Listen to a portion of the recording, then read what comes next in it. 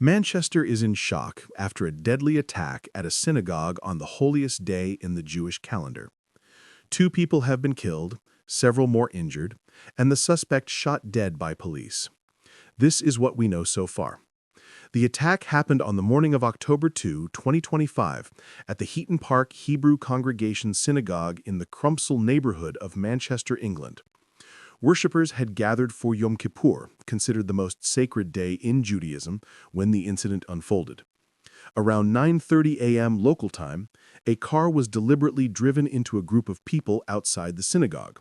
Witnesses say panic broke out instantly as the vehicle struck pedestrians. Moments later, the driver got out of the car and began stabbing those nearby. Police were alerted within minutes. Armed response units arrived quickly at the scene. By 9:38 a.m., shots were fired as officers engaged the attacker. He was fatally shot by police. Authorities then noticed that the suspect was wearing what looked like an explosive vest. Bomb disposal units were immediately called. To ensure public safety, they carried out a controlled explosion on the suspect's car, fearing it could contain hidden devices. The situation was treated as a terrorist incident under Operation Plato, a UK emergency protocol for marauding terror attacks.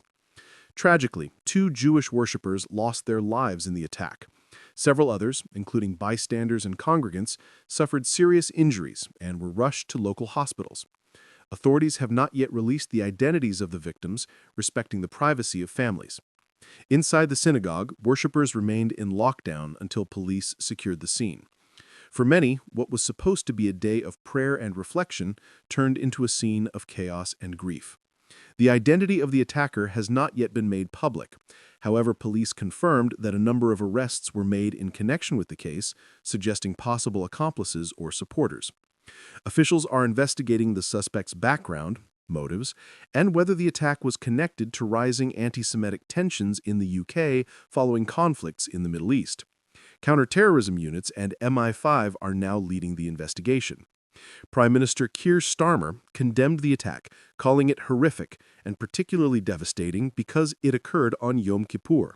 He cut short his foreign trip to return to London and chair an emergency Cobra meeting. The government has since ordered increased police patrols around synagogues and Jewish schools across the country. Jewish leaders have urged vigilance, but also unity, emphasizing that acts of terror will not break community resilience. King Charles III and Queen Camilla expressed deep sorrow and solidarity with the victims' families and the Jewish community. Manchester's mayor, Andy Burnham, also described it as one of the darkest days for the city in recent years. This attack has shaken Manchester and the entire UK community. 2 lives had been lost, many others scarred, and questions remain about the suspect's motives.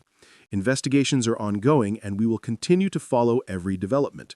For now, what stands out most is the resilience of a community facing unimaginable grief.